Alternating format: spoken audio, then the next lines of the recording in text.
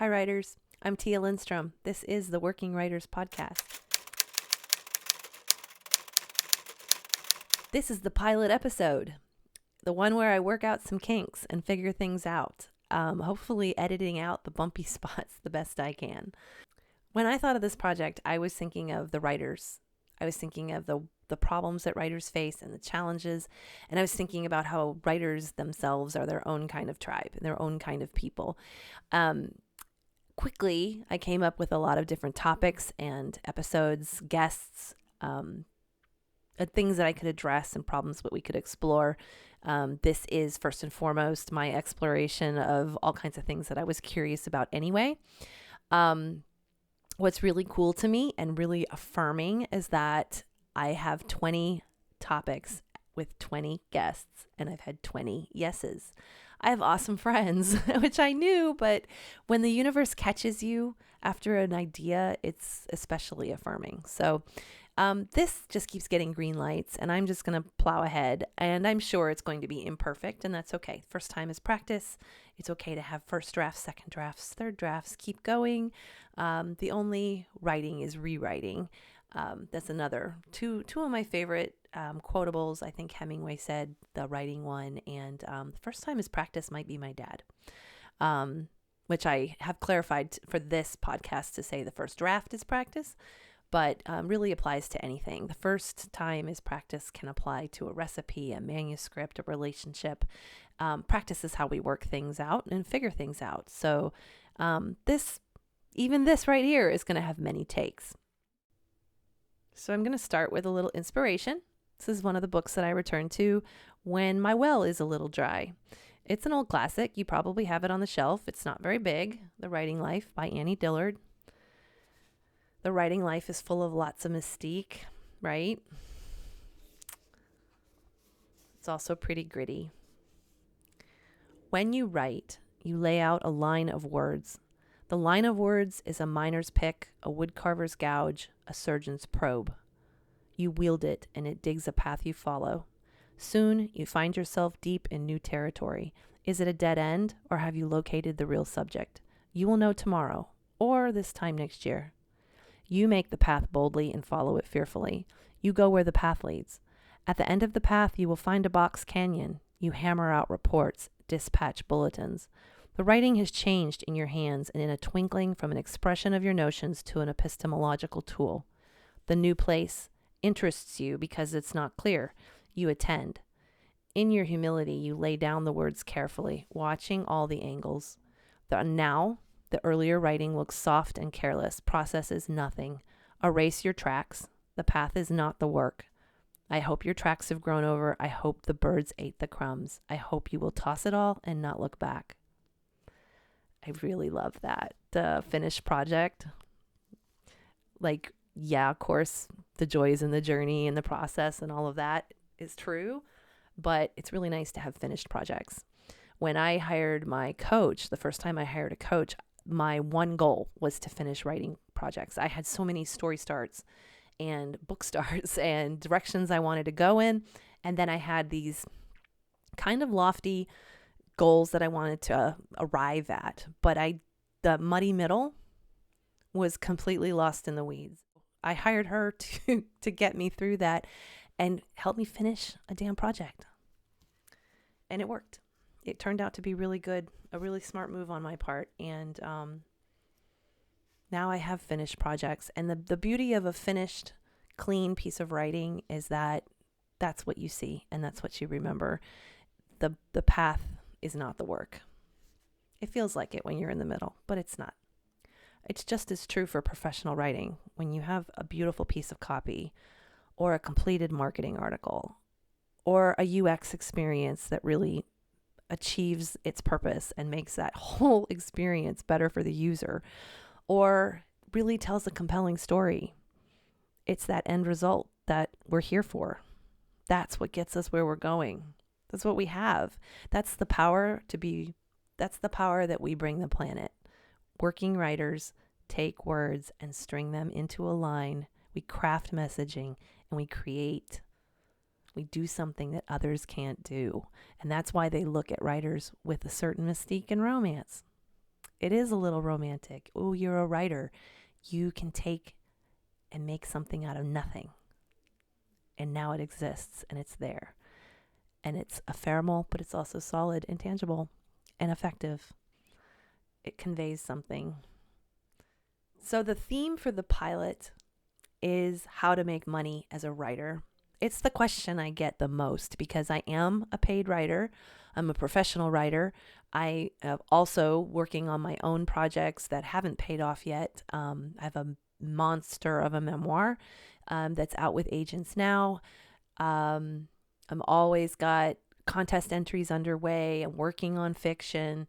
But my day job is as a copywriter, a professional copywriter. In the past, it's been marketing writer, email marketing, UX. There's all kinds of ways to make money as a writer. And it really dawned on me. It really occurred to me that there are as many ways to make money writing as there are writers, because we have bills too. We have to meet our needs, and we pay our bills, and we pursue our careers with what we're good at. And what we're good at is words and messaging and crafting a message. So the heart of the Working Writer podcast is how to make money writing. I really believe in streamlined effort. I believe in life points and using your life points wisely. So it makes sense that you would spend the bulk of your time doing the thing that you're good at, not spinning your wheels doing something you're not. What I've learned along the way is that everybody who is a writer and who wants to make that their profession is going to do so through multiple streams of income. Almost everybody I know that does this has side hustles, and hopefully they're all writing related. It's easier if you can keep it on the same stream of thought, using the same faculties and talents, than it is to subdivide yourself in multiple directions and do incongruous things. Now, what I'll caveat with is that it can be nice to have something that is non-writing related in your life, because you'll be more physically active perhaps, or you'll be mentally stimulated and stretched in a way that will then inform your writing life. But when you are doing a lot of different things to pay your bills, personally, I've found I like having them related. It is beneficial to me to write to an audience for marketing, and then also sit down for my novel and think about my reader. That is congruent and is less taxing on my attention and my energies than if I was going off in different directions. So to that end, I introduce my multi-hustles. I'm not alone like this. I have my episodes laid out for this podcast, and I am interviewing guests, and every single one of them has some sort of multi-hustle going on. I can't wait to explore them with you, because I know that people looking in that want to make money as a writer might see that as a monolithic experience, the one job or the one book deal. My romance writer friend also has a book on publishing, and my writing coach friend also works for an editing company. I know a professor who writes his own novels. Like, he doesn't just do the one thing. They do multiple things. I have my books, and of course I'm working towards a book deal. Of course I want those things to be successful. Meanwhile, we would starve if I waited on that. Publishing is a long game, a very long game, I'm learning. It's been multiple years. I can't just not work on other things.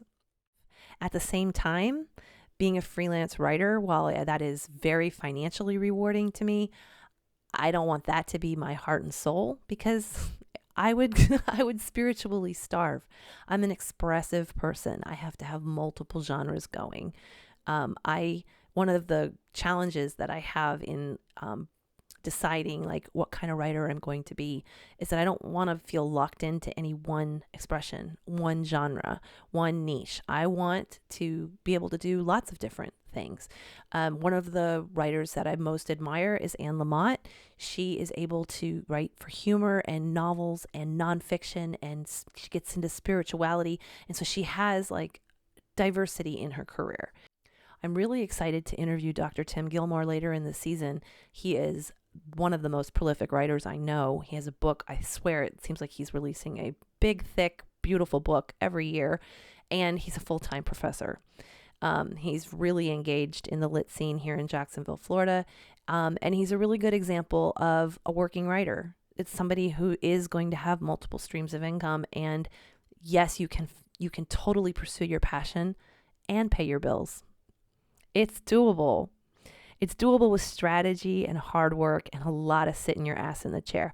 Oh, speaking, you might notice, video people, that I'm behind a standing desk. I do not have my ass in the chair, even when I write, because my ass was taking on the shape of the chair, which is a definite writer hazard. Health and fitness and wellness and all of that is an actual real thing. And there are workouts specific for writers that I'm definitely going to cover, because I think that's an important part of being a working writer. Is your body and your ability to continue to do that work is going to, it's going to be determined on if you are taking care of yourself and making choices that are just frankly healthier. I got this standing desk, I guess about 6 months ago in COVID. I thought it was going to be a hard transition to learn how to type while standing up, but it actually hasn't been hard. I'll usually have multiple Macs going, and I have my little external hard drives because I also do video editing, and they are space hogs on a computer.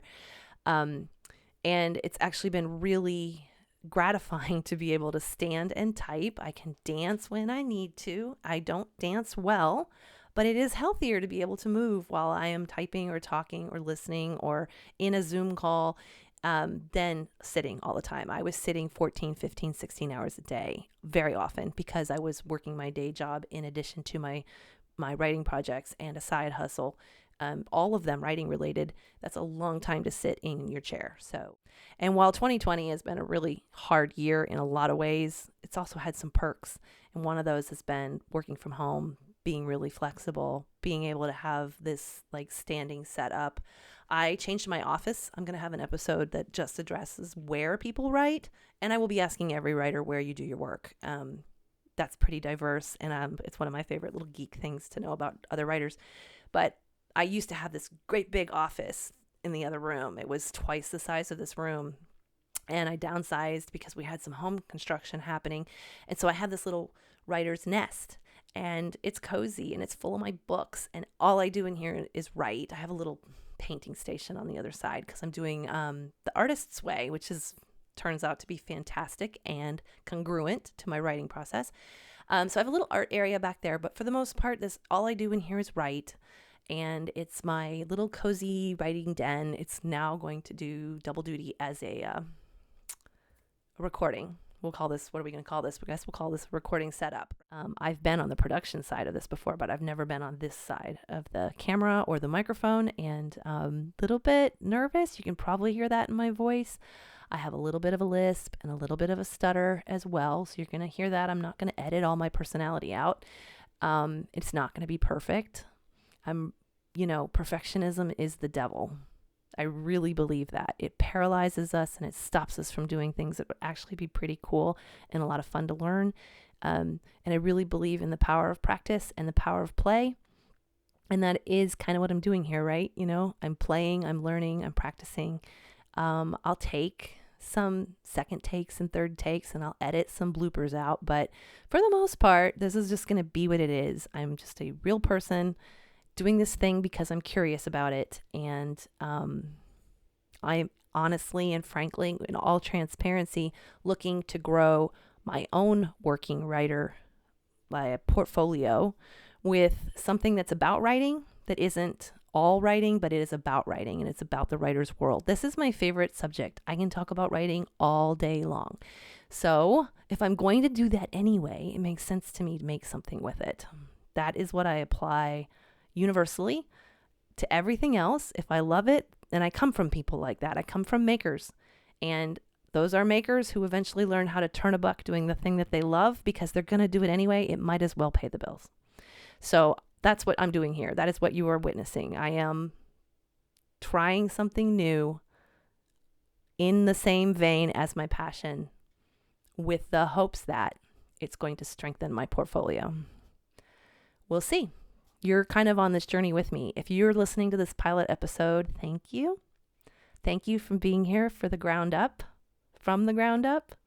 It really means a lot. And it's very validating to have anybody listen to something that you make or read what you wrote. You know, writers' right to be read is a true thing.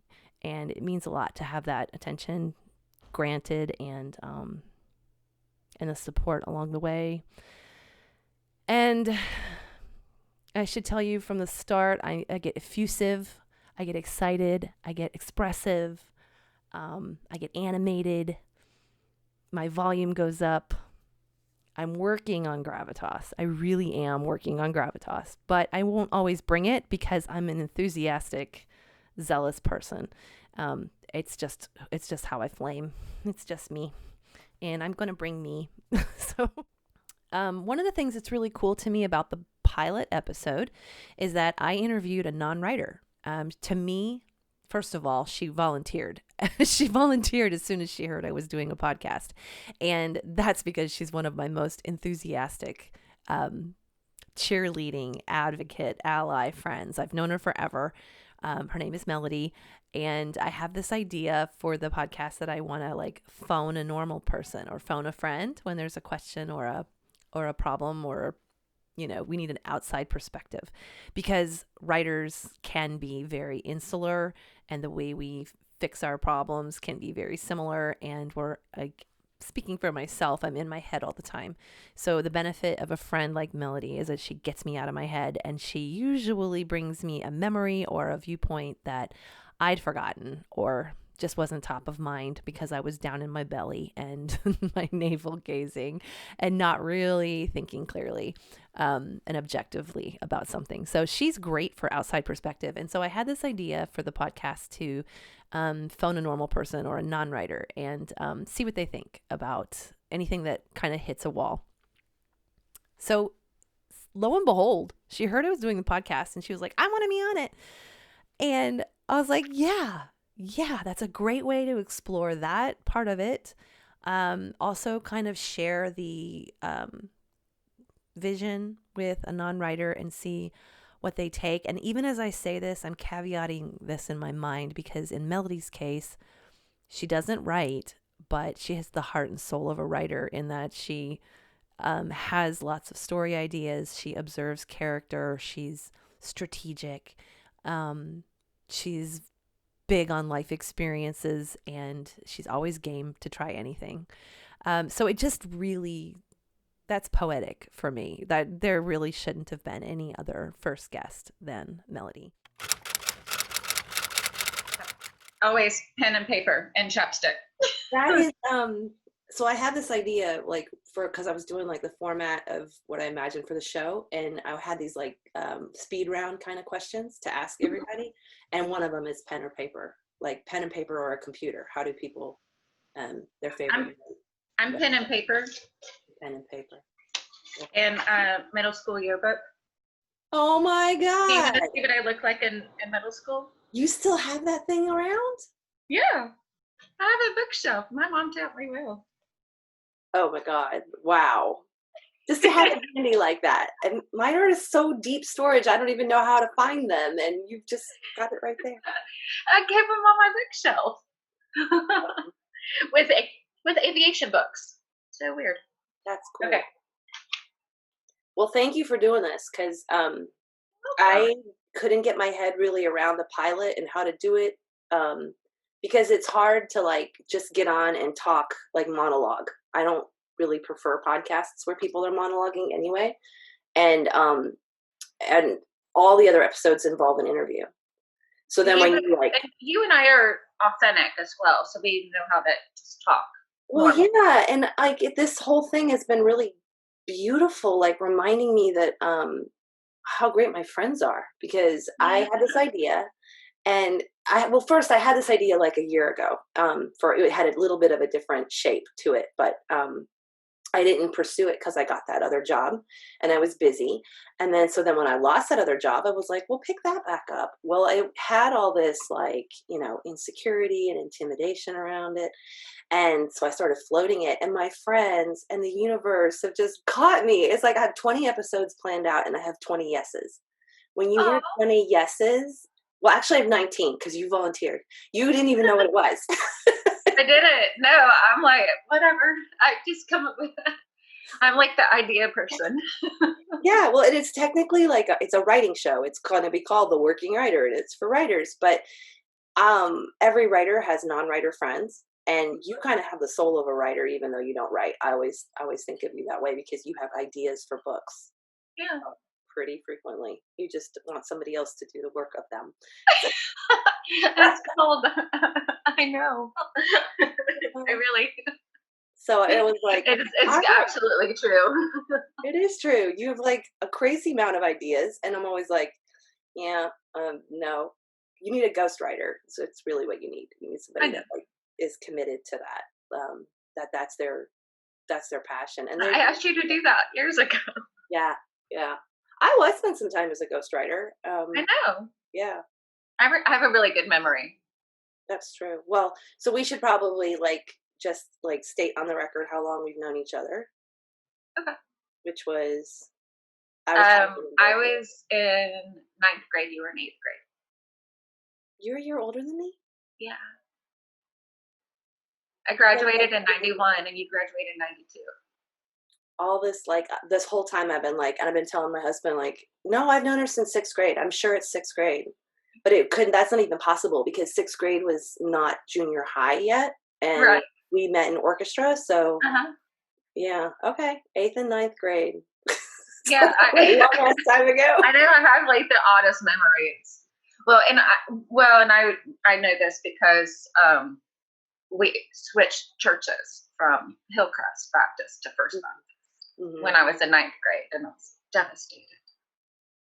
Why? Because I don't like change.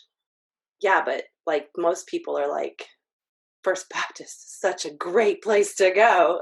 I hadn't heard of it. Oh wow, that's awesome. I didn't know it existed. That is really fantastic. So I'm the anomaly.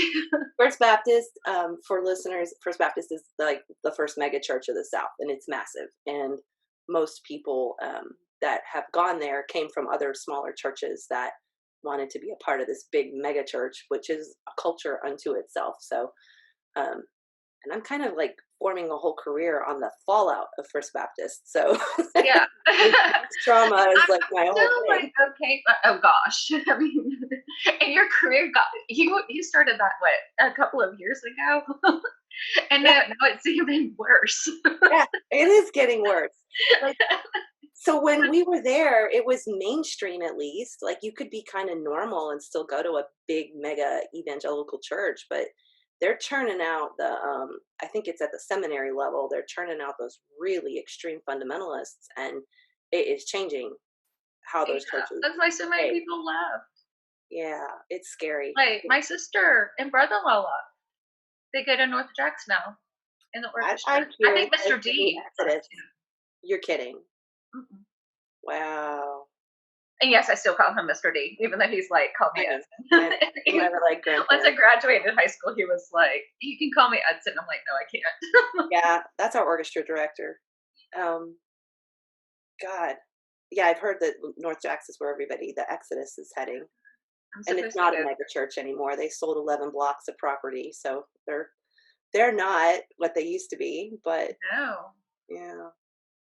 So I should tell you a little bit about the podcast, because when you volunteered, I was like, this is going to be perfect because number one, you're one of my best oldest friends, so that's a safe place to experiment. But number two, you're you can kind of represent the audience, and I can explain what it's going to do and what it's for and how I'm going to format it, and that is the whole purpose of a pilot. So I think, but I'm not, my script, I didn't write a script, I didn't make a script. There's two camps for podcasts. People are use a script, and then the other people are no, because you'll be reading it the whole time and you'll sound really stiff.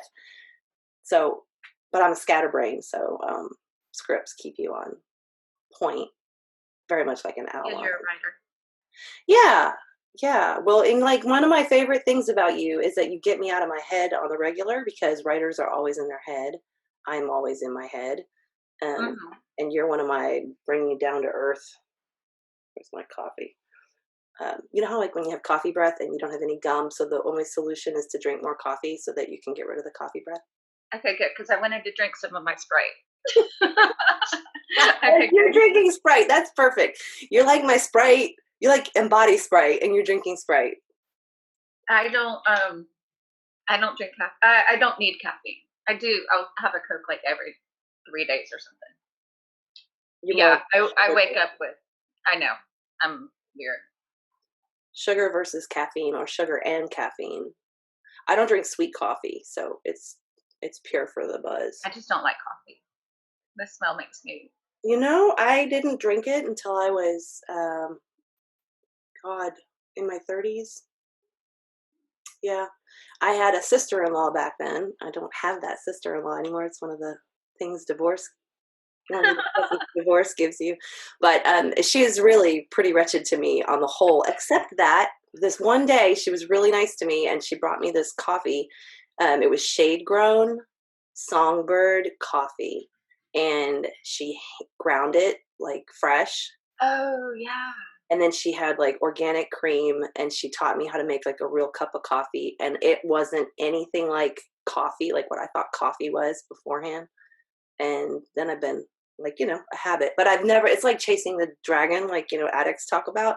I've never had a cup of coffee like that first cup of coffee. That whatever that shade grown was, and like the whole mix of it. And it probably like had to do with the Mississippi water, because we were in a, water impacts the beans a lot. And it's probably an unreplicatable cup of coffee. That's what's really funny. Like, okay, so you're, I always think of you as an extrovert, but I think actually I call myself an extroverted introvert, because I can be extroverted if I need to be, but really I want to be alone, like most of the time. Oh yeah. Growing up, my mom didn't think I liked her because I used to ride my bike to the library when I was in 7th grade, and I would just sit in my room and read books. Yes, that's an introvert's habit. Yeah.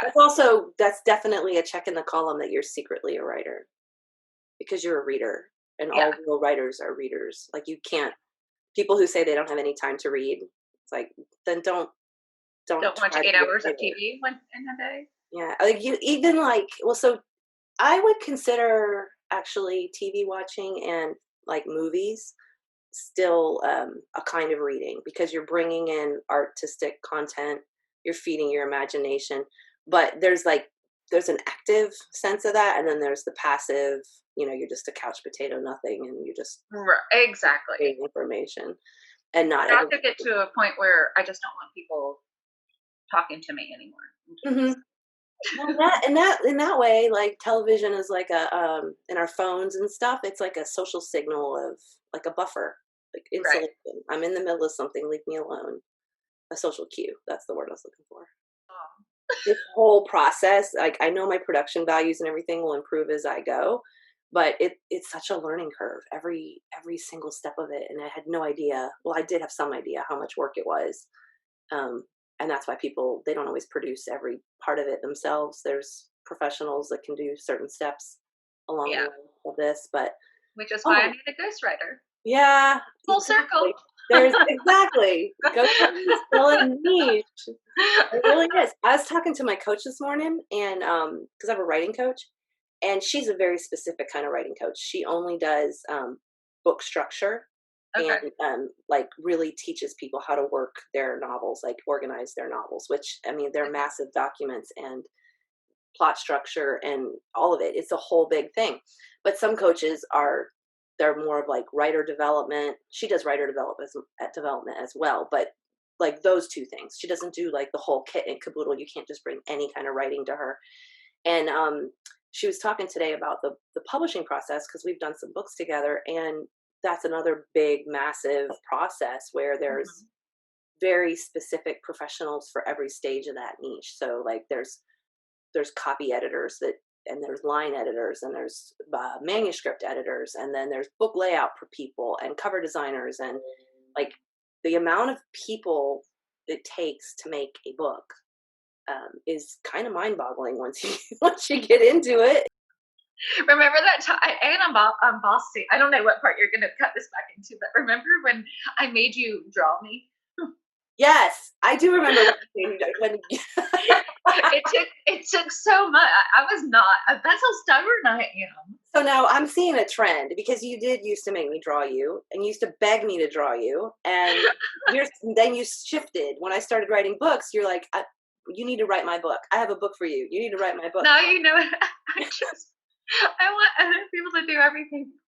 But you also believe in me. You believe I can do it, which is like, what? Of course I know you could. You believed in me before I could do it, before I believed in me. So that's also, so I want to have this feature in the podcast. I haven't figured it out yet, but I want to call it something like phone a friend, phone a non-writer, or phone a normal person. Maybe it'll be call a normal person.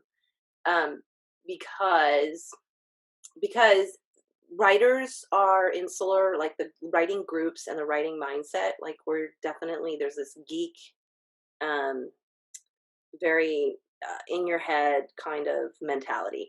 And the thing that keeps us the most sane is the normal people in our lives that aren't like that pull us back from the cliff's edge and make you do workouts. Yeah. Yeah. Well, yeah, like that. Like you do workouts and you're like, here, I'll do it with you, and define normal loosely. You're Abby normal, okay, but in the best way, in the most lovable way. So that works for me. So you might be a recurring character, is what I'm trying to say. I may phone a normal person and ask for your take on stuff. That's fine. Yeah, as we go. Hey, I got my eyelashes and eyebrows dyed for you. Oh, nice. I've never done that, and I should, because I have like invisible. Me too. Mine are blonde. How do you do that? Where do you go? What do you do? I went to the mall yesterday. Wow, and they dyed your eyelashes? Mm-hmm. Is it like having mascara on without having to put makeup on? Oh, why didn't you not tell me this? See, I suck at being a girl. I don't know how to do any of this stuff. I started doing it years ago because when I was training for triathlons, I was always in the pool. Mm-hmm. And then, so I was just, but anyway, so I started, Oh gosh, I've dyed my eyelashes for the past, I was still married at the time. We know how long that's been. That was a long time ago. 10, 11 years ago. I feel like you just opened this little antechamber into being female that I didn't know. Because I'm always the weird girl out. And I was like, oh, how do they look so good when they come out of the pool? They must have amazing. And all along. One time this was right after my divorce, and I was in the domestic violence support group, and they like to have special speakers come talk to us and like help us with re-entering human society and feeling like somewhat decent again, because you're just like a little damaged bundle of crap after going through something like that. So they had this makeup expert come, and I had just learned that you're supposed to like brush your eyebrows so that they lay down. And I was feeling, and I had tweezed them. And so I was like feeling like, okay, I'm figuring this thing out. I'm not that awkward. And so I was doing the makeup thing with them. And she goes, now, honey, when you get around to actually taking care of your eyebrows, and then she went on, and I was like, I crumbled. I was like this little kid again. Like I had just done what I thought was eyebrow maintenance. She was like, when you get around to actually maintaining your eyebrows, and they're not like, I don't have like a woolly unibrow or anything, like they're. And we all have our specialties of things that we're good at. Yes. That's being a girl is not my strong point. That's okay. Hey, my sister, it took me a long time to get there. Like the first time I bought, I was still married at the time, but heels. And then I was just like, I like shoes and clothes. And it's horrible because I have like a closet full of we can't go anywhere, but I have a closet full of like 5-inch heels and everything. But dude, do you remember when we wanted bowling shoes so Yes. bad? Oh my God. And we used to beg the bowling alley people to I have the ideas. shoes. We wanted those blue ones that blue on one side and red on the other. Did you ever get a pair? I feel I purchased eventually something similar, but no, I really want to go to a bowling alley and just. There was something about the way those fit that was like, these are awesome with our jeans. But I had a pair of red clogs, and then they broke, and I couldn't find a shoe person to fix them. They were beyond repair. Cobblers. And so yes, so it was nostalgic. I don't know if cobblers are still a thing. Like, I can make colors a thing. Cobblers a thing? Like shoe cobblers? Are they really? No, I have a friend her dad like does repair shoes. So they're just few. Maybe that's what they call it now, shoe repair instead of there is a shoe repair place around the corner. I'm impressed though that they're not heels because you have some snazzy shoes. I do. I really do. That's a different podcast. That is a different podcast. Which is, I got no business having a fashion podcast or a how to be a girl podcast. That's not my wheelhouse. I do. My sister laughs at me. And then I try to make her sew pockets into any dress or skirt I have, but she won't do it because I'm addicted to chapstick. Well, and pockets belong in everything. I really think that goes. I saw something once that described how sexist it was to not, like, it's deliberate. Yes, because I'm like, who's going to hold this for me? Mm-hmm. Yeah. Because I've made people do that. Well, because that makes us dependent on men and other people. You can't be an independent female if you don't have pockets. You have to have pockets. So I try to get her basically, and that's what I'm doing again, right? I can buy a sewing machine and learn how to sew, but I don't want to. Yeah. Because that's her lane. That's what she does. And that's what my mom did. I think that's what you're brilliant at. You recognize what is your swim lane and what other people are good at, and then you don't just burn yourself out trying to do all the things. Otherwise, I would be exhausted. Yeah. And you already do a lot of things. Like you're real estate, appraising, pilot, parent, like you already do a lot of things. So you don't have to be good at all the things either. Exactly. This is why we're friends. So you're a writer friend, and our difference is like my favorite subject was math. Oh, see, yeah. That this is also like writing was my worst thing ever. Funny writing story. In my first English class at FCCJ, there is a guy that was in my class, and his mother was an English teacher at White. So we were in the same English class at our senior year. Well, he would always get A's on his writing papers. From his mom? Yes. That's wrong. Yes. And so our English teacher made us write something, and I always got like C's because I'm not a good writer. And so, or you weren't her daughter. Like, but in college, our professor made us write in class, and he got a C, and it made my day. I was like, I'm not stupid. But then college algebra, I made A's. That's it. Like I don't math, so that's incredible. And the world needs people who can do math and eyebrows. Like the world needs that. It's not me. I like problem solving. Yeah, you do like problem solving. You're a very good strategist. Morgan's going to be in town the day before Thanksgiving. I'm very envious of that. That's really, and happy for you. So happy for you because like this year, I don't know, it's just really underscoring what a privilege it is to get together as a family. Yeah. And to have any time, and plus, daughters that have launched, they're their own creature. And so that's like I told you before, we raised Mm-hmm. We Independent. did good. We did good. We did good. That's that was the point of it. Like you do good and then you get left. What is that? Child rearing is a racket. And see, I feel like years ago, I said this to Mike. I was like, "Do you think that's why I have a special needs kid who's always been an evening?" But you know, like how we look for meaning and everything. That's our religious upbringing. I know. We were taught everything had an underlying grand cosmic purpose, and I just don't. I don't know. I don't even want to say I don't believe that because I don't want to use the word belief in the sentence. It's. Well, I still believe in Jesus, but. Oh, Jesus was pretty cool. He's had a lot of my time and attention, so I'm ready to like let the other guys play for a while, but I don't not believe in Jesus.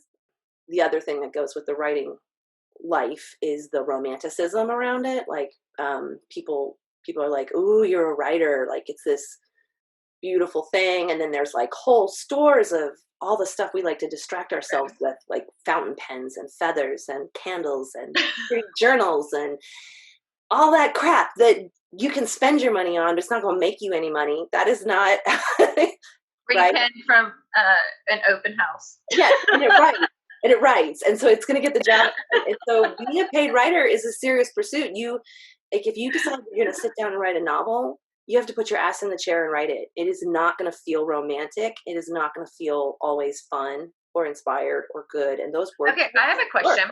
This might be a good question. Okay, so if you were, two questions. If you were writing a novel, would you write the ending first, and then go from there? I have heard writers do that. Okay. Usually what I do when I have a novel idea is I write that scene because it's usually just a scene. Okay. I don't usually have the whole plot arc, all the characters figured out. If I could turn my camera around, I could show you right now my screenplay that I have it's something called the board. It's a giant bulletin board, and every single scene has a different index card. So that ending scene is a scene. And so I would write that down, and then I would reverse engineer it. Well, how did they get here, and who are these people, and what was their desire, and what was their need, and then you can see how quickly it snowballs into this big thing that needs organization. So novel. I already read your face. Yeah, people are like, that's where they get stuck because all of a sudden it's unwieldy, and they're not sure how to put it in the right order, and or they do the flip side. They sit down and they start at the beginning. And I was born in 1945, they start at the beginning and it grows into this big, huge thing. And you still have to break it down and properly structure. And it is strategic. That's the part of it that you'd really excel at because you could figure that strategy out. Some of that. I still have to write my 2 books. And you've really stuck with those 2 ideas for a long time. So I think that you have the soul of a writer. Maybe I'll write them one day. Yeah. Well, I'm not writing them for you, but I might introduce you to a ghost writer. You already told me that. I asked you years ago. Only because I have so much work of my own, that I actually have my head around. And I know I'm not. I did not enjoy my years as a ghostwriter. It was lucrative. It's worth talking about. It's worth definitely having an episode with a successful ghostwriter. I find it kind of soul sapping personally because I can see that. That makes sense because it's you write because that's what your soul needs to write. Mm-hmm. But you're writing for someone else, right? So. I'm a highly expressive person, so I have to express what's inside of me, and co-opting someone else's vision isn't my strong point at all. I get that. That makes sense. Even when so basically I don't have a soul, so I could be a really good ghostwriter. You totally have a soul. I know. I'm kidding. But I would be a better. I don't need to express my feelings through my writing. So No, I I would bet that you do that more through athleticism. I know. Yeah.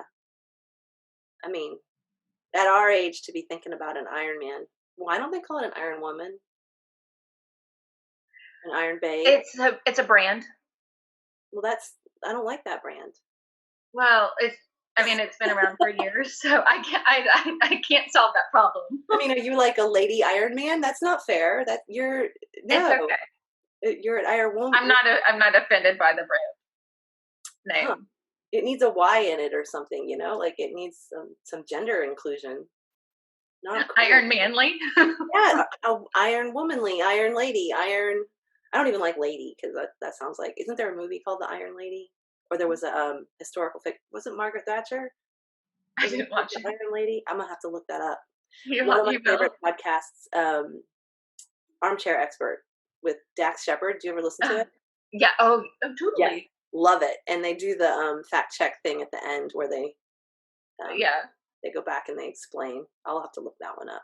Yeah, that's one of my favorites, just because he's so. It's really funny because he's more conservative than he acts. Yeah, it's really hilarious. So he's totally like a straight dad, like he's a dad. He's It just it makes me laugh just because of the huge divide, and you know who else I super love is Pete Holmes. You Made It Weird. I don't know if you've ever listened to him. He's stand-up comedian, but he has the same evangelical background that we have, and he's our age.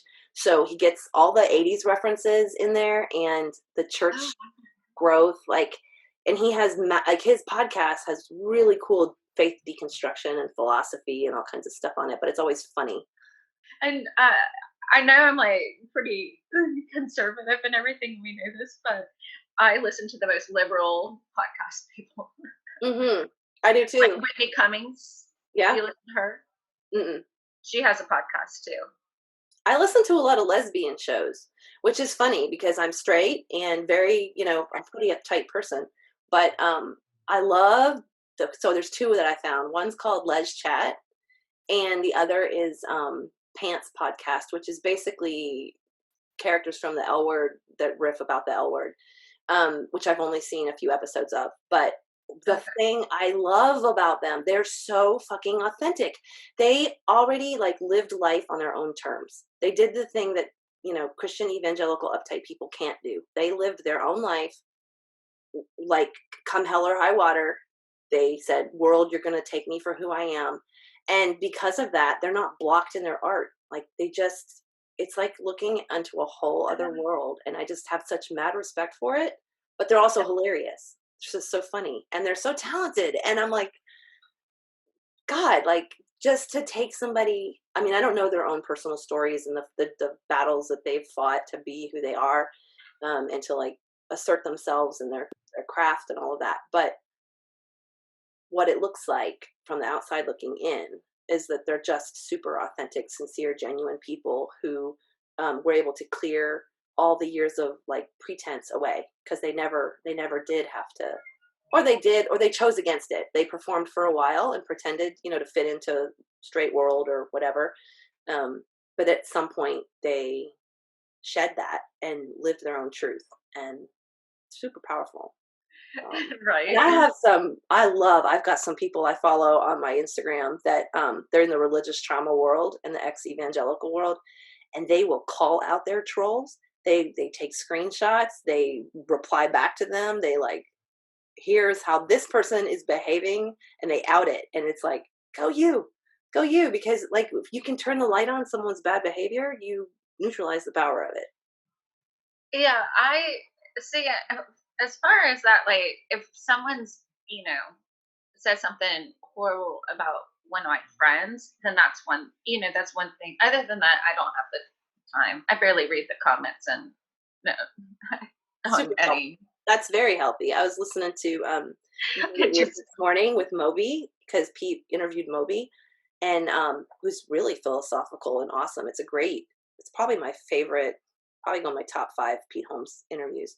But he was talking about how important it is to not read the comments.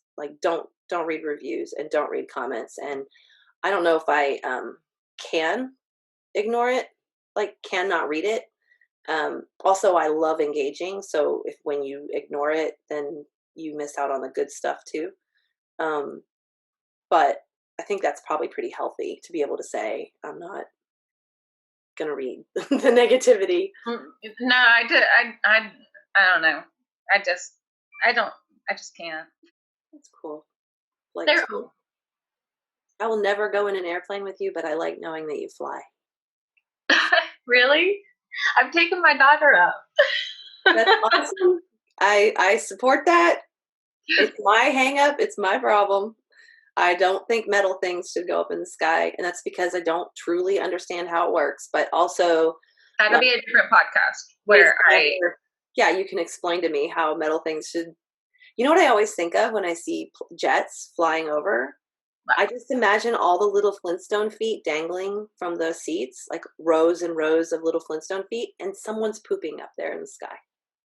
There is somebody in that bathroom using the bathroom as they fly over the planet.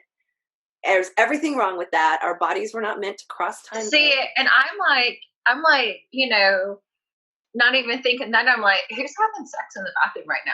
I watch the people go to the bathroom to see if they go in together. I have never been in an airplane bathroom because I refuse to use them. Oh, I have.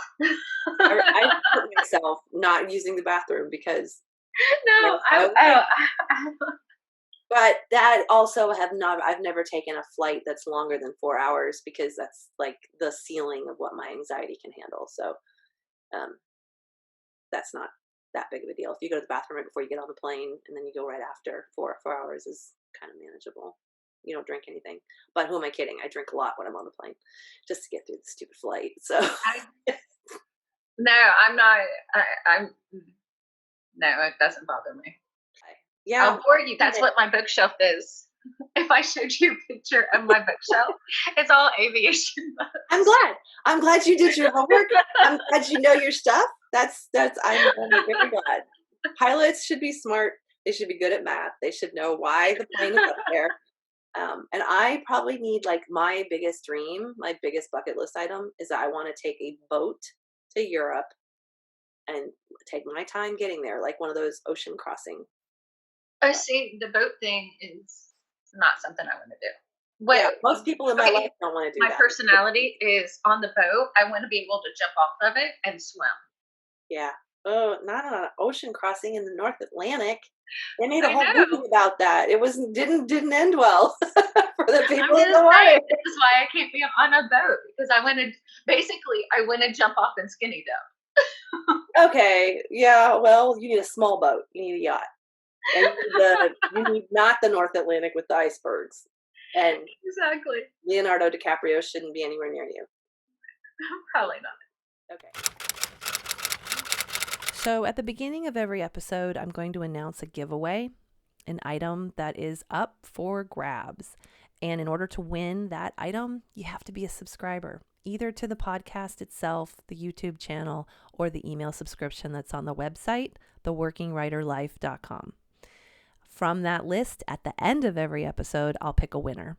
So if you want to win the swag or the goods or whatever it is I'm offering that episode, you got to go subscribe. Recommended reading, go get this. The 100th anniversary issue of Writer's Digest, chock full of the good goods. Even a piece in here by Jane Friedman about how to make money as an author. I think it's really cool timing, and I highly recommend you go get this. They're not even a sponsor. Just go get it. Okay, recommended reading for how to be a paid writer. This book is one of the first ones I was given years ago, The Well-Fed Writer. I think the advice in this book has really aged well. It's great for someone who's starting a freelance career and needs to know the ins and outs. It's by Peter Bowerman. I will go into it in more depth in the downloadable ebook that accompanies this episode. Also, an easy way to support the podcast is to subscribe. Go ahead and just click. Just click. It's easy. It's free. It takes you a nanosecond. Click subscribe. Click like. Go like me on Instagram. Like the show. Yes, it will enter you into the contest, but it's just an easy way to support someone for free. You want to support a writer for free. You just click subscribe, click like. It's right there. Every episode comes with its own companion. So if you download that, you're going to get the show information, but you're also going to get a whole bunch more information that there just wasn't time for on the show, as well as actionable steps to take that takes the inspiration another level. It's so nice to listen to a podcast and get some ideas. It's even better if you can do something with that information. So I'm committing to that for every episode. If it slows down production, so be it. I don't want to create a bunch of content that goes nowhere. So I feel pretty strongly about that strategy. So if you download the companion, you're going to get more information on how to be a paid writer, how to make a living as a writer, and how to be a serious working writer, not just a hobbyist. Not that there's anything wrong with having a hobby. It's just not going to pay your bills. One of the things I also hope to do with these episodes is hear from you guys. I would love to have listener questions to address. Love to hear what kind of problems you're actually facing in your writing or in your careers and have those addressed. I'm going to have a lot of experienced veteran working writers on the show, and I'm sure there's going to be a trove of wisdom to delve into and to access. So if you want to send me questions, you can go ahead and fill out the contact form that's on the website, theworkingwriterlife.com, or you can email me, Tia, T-I-A, at tialindstrom.com, TIALINDSTROM, Lindstrom.com, tialindstrom.com. Thanks for talking shop, and write on.